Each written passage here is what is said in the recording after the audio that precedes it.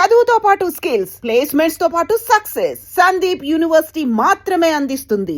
Frankly మీకు అడపదడప controversies వస్తుంటాయి కదా. మీరు రజనీకాంత్ గారిని ఒకసారి విమర్శించారని, అలాగే అజిత్ గారితో మీకు గొడవ అయింది. అజిత్ గారితో గొడవ అవ్వలేదు. అంటే ఆయన ఫ్యాన్స్ ఏదో మిమ్మల్ని ఏదో మాటలంటే మీరు కూడా వాళ్ళు తిరిగి అవునండి, తీవ్రంగా మాట్లాడినారు. నా క్యారెక్టర్ అయితే అదేనండి.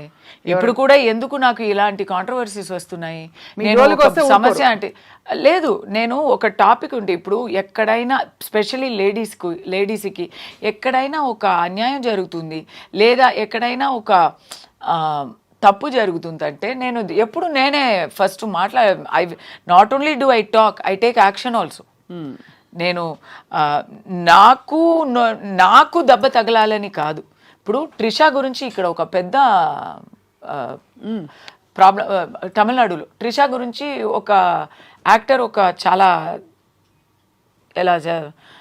ఒక టైప్లో మాట్లాడారు. ఆయన ఒక జోక్ అని అనిపించి పబ్లిక్గా ఓకే నేను చెప్పనా, త్రిష గురించి ఆయన ఆ పిక్చర్లో విల్లన్ అండి.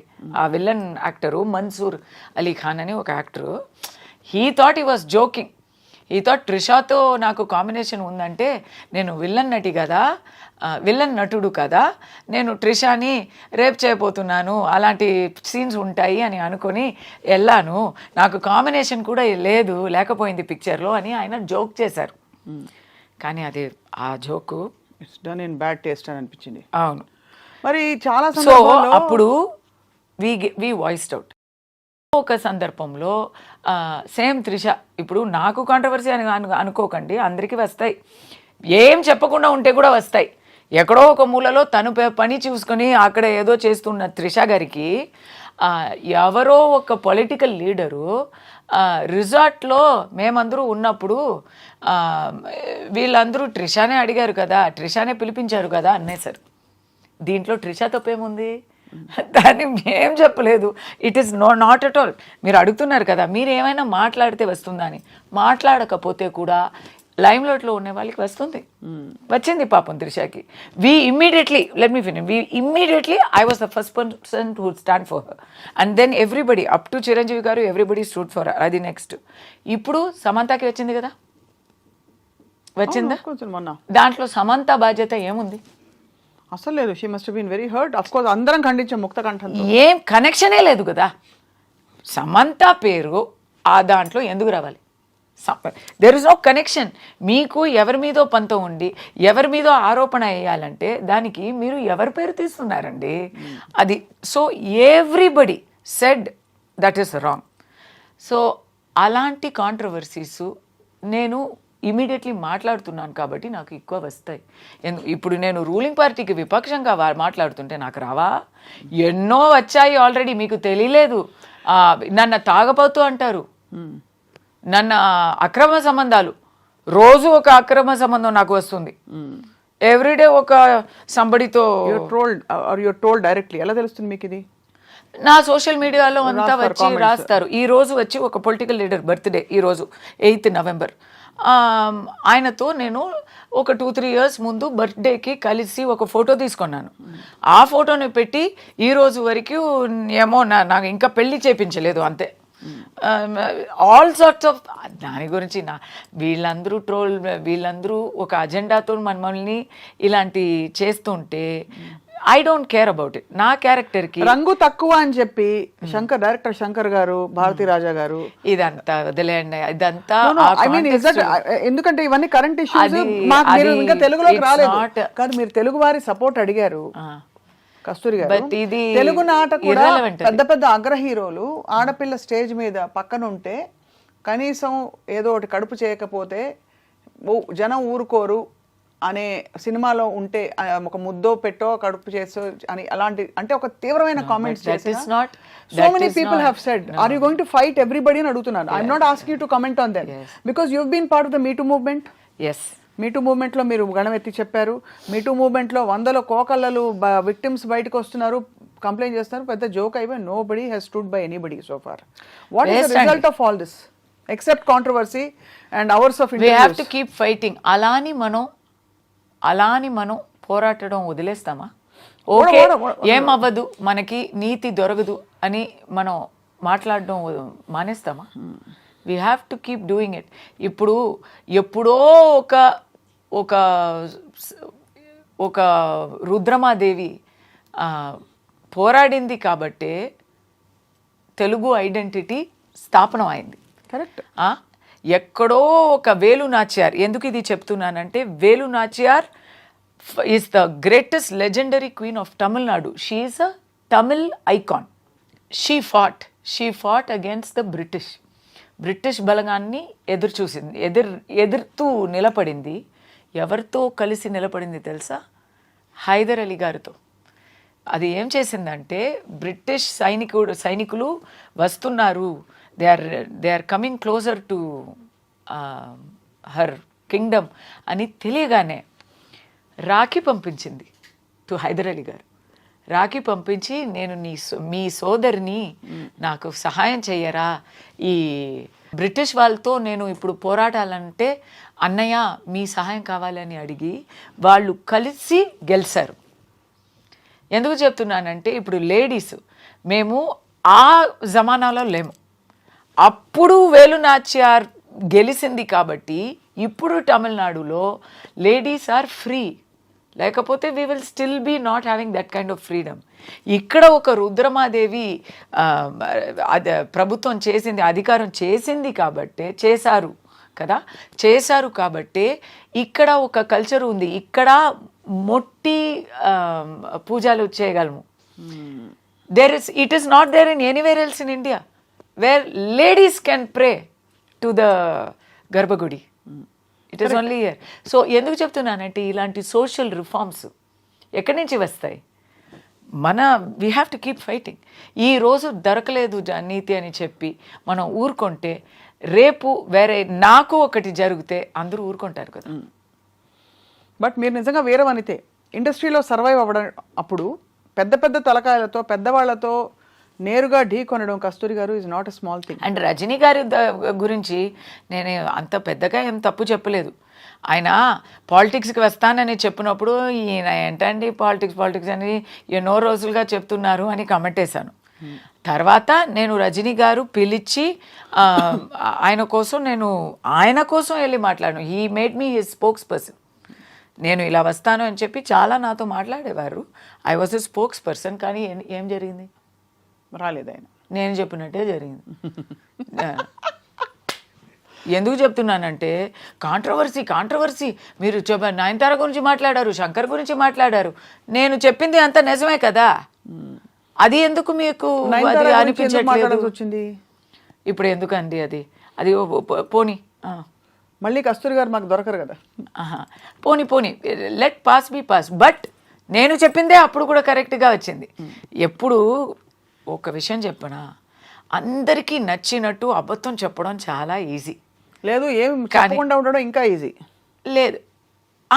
ఇప్పుడు అబద్ధం చెప్పడం కన్నా ఊరుకోవడం ఇంకా దారుణం, ఇంకా బీభత్సం అనేది నా ఆలోచన. బట్ ఎందుకు ఏదో ఒక అరాచకం జరుగుతుంది, ఒక అన్యాయం జరుగుతుంది మా కళ్ళు ముందే అంటే అది చూసినా చూడనట్టు అలా వెళ్ళిపోతే అది అరాచకం జరిగినప్పుడు మాట్లాడాలి. కరెక్ట్ కస్తూరి గారు. బట్ అదర్వైజ్ జనరల్ గా జరిగే విషయాలు, అనేక విషయాలు విచ్ డజంట్ రియలీ ఇంపాక్ట్. అవునండి. ఇప్పుడు డొనాల్డ్ ట్రంప్ గెలిచారు, దానికి కూడా మాట్లాడాను. అది అవసరం లేదు. అలా చూస్తే మాట్లాడమే అవసరం లేదు, ఎవరికి మాట్లాడడం అవసరం లేదు. ఇప్పుడు అందరూ ఇన్స్టాలో ఉన్నాము, ఇన్స్టాలో ఫొటోస్ పెడుతున్నారు, అందరూ పెడుతున్నారు. అవసరమా? ఖచ్చితంగా సమాజానికి, సోషల్ రిఫార్మ్కి అలా we never know where it will become. అదే what will become. But you should voice out, you like to express yourself. కాదు, దాని మాత్రం కాదు. ఇప్పుడు నేను ఈ రోజు ఫోటో పెట్టలేదంటే మర్చిపోతారు కదా. They will ask. We have to be in contact with our people, with our world. మీకు ఇప్పుడు నేను లాస్ట్ 1 weekగా ఏం చెప్పలేదు. I also don't daily photo పెట్టి డైలీ సెల్ఫీ కమెంట్స్ అలా నేను చెప్పలేదు. I never do. But you want to be directly engaged with the people. But I only comment on things that affect me. Something strong ఉంటే నేను cricket గురించి, క్రికెట్లో ఇప్పుడు New Zealand India series అయింది, దాని గురించి నేను కామెంట్ కూడా చేయలేదు. ఎందుకంటే అంత వర్స్ట్గా ఉండింది.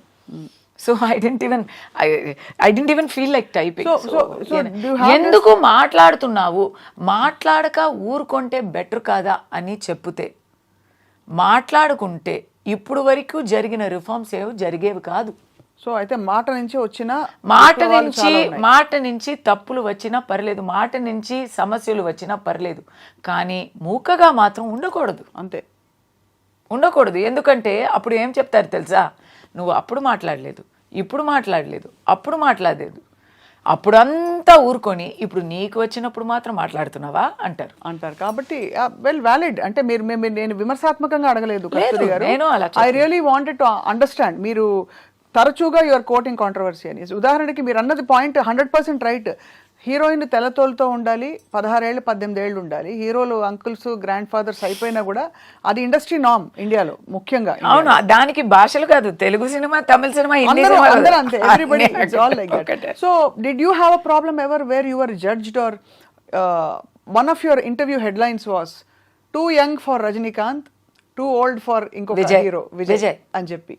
నేను when I came back first, this is not my first come back.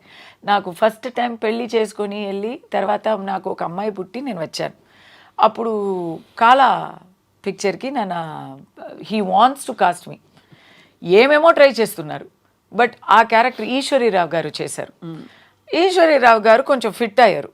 నేను ఇప్పుడే ఇలా ఉన్నానంటే అప్పుడు 10 years ముందు కదా. So it was not working out for him. And mister Ranjith the director wanted to cast me so badly.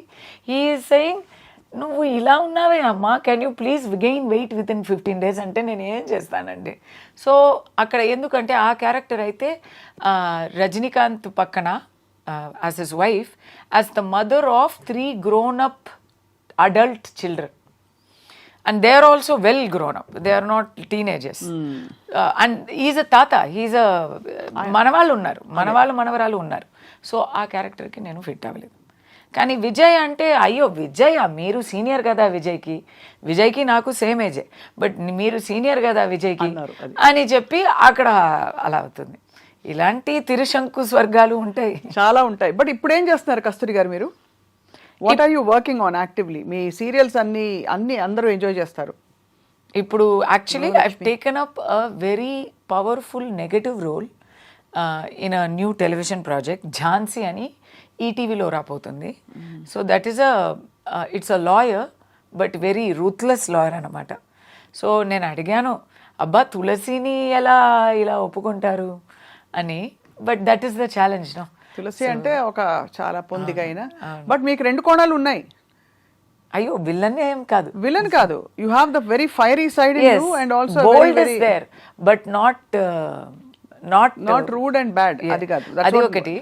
Second, I'm doing a movie, దాంట్లో కూడా అలాంటి క్యారెక్టరే, but it's movies close to my heart. It's all newcomers. తెలుగులో చేస్తున్నాను, ఇంకా పేరు పెట్టలేదు. Shooting is on Monday, ఇంకా 2 daysలో షూటింగ్ స్టార్ట్ అవుతున్నాను. దాంట్లో ఒక పెద్ద ఇండస్ట్రియలిస్టు, హీరో పాపం ఒక చిన్న అబ్బాయి, both of us tug over ఉంటుంది. అది తమిళ్లో ఒక comedy picture, out and out comedy picture చేస్తున్నాను. ఆ పిక్చర్లో డబుల్ రోలు.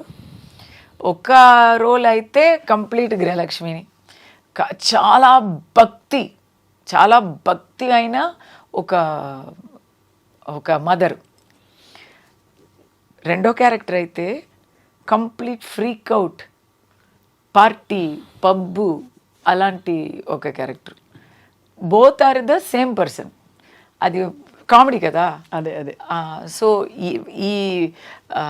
ఈ చాలా ఎలా చెప్పాలి, ఆనవాయితీగా ఉన్న ఆ మదర్ క్యారెక్టరు ఒకప్పుడు ఇలా మారిపోతుంది. So it's a fun film. మరి ఇంత జరుగుతూ మరి పిల్లల్ని మిస్ అవ్వరా, మీ వారిని పిల్లల్ని? అందరూ అమెరికన్స్ అని వినికిడి. అమెరికన్స్ అంటే ఇండియన్స్. యాక్చువల్లీ దిస్ ఇయర్ అన్ని కొంచెం మారిపోయాయి. టిల్ లాస్ట్ ఇయర్ నేను ఐ వాస్ దేర్ మ్యాక్సిమం, ఇక్కడ కొంచెం అక్కడ ఎక్కువ అని ఉన్నాను. దిస్ ఇయర్ ఎలా అంటే అబ్బాయి కూడా ఇక్కడే, he's going to school here from last academic year. So అదే చెప్పాను కదా, ఒకే అసైన్మెంట్. వాడు ఎప్పుడు తెలుగులో మాట్లాడతాడు అప్పుడు తిరిగి వెళ్దాం అని నిర్ణయం. అంతే. అవును, తెలుగు వచ్చే వరకు నోటితో తెలుగులో మాట్లాడే వరకు వదిలే ప్రసక్తే లేదు. అది ఒకటి. ఇంకోటి ఏంటంటే ఇప్పుడు ఐఎమ్ ఆల్సో లాంగ్ ఇయర్స్ అయిపోయింది, మోర్ దెన్ 20 years. సో కొంచెం ఇలాంటి ఫ్లెక్సిబిలిటీ ఉంది, ఉంటేనే బాగుంటుంది. అండ్ మా అమ్మాయి కూడా ఇప్పుడు షీజ్ ఇన్ కాలేజ్, సో అది హాస్టల్లో ఉంది. అది కంపల్సరీ. అమ్మాయి ఆరోగ్యం పూర్తిగా కుదుటపడిందా కస్తూరి గారు? చెప్తాను. Very moved to yes, because she came from, అంటే ఏం చెప్పాలి, మృత్యుని అలా మొట్టి మళ్ళీ అక్కడి నుంచి లాగేసి తీసుకొచ్చాము. లుకేమియా నుంచి అవును, అదంతా అయిపోయిందండి. అది మేము మర్చి కూడా పోయాము. The only thing that I make, ఆ స్మరణంగా ఆ మెమరీలో నేను I'm helping some children for their medical expenses. నా అమ్మాయి పేరు మీదనే పెట్టి మను మిషన్ అని ఐఎమ్ డూయింగ్. What was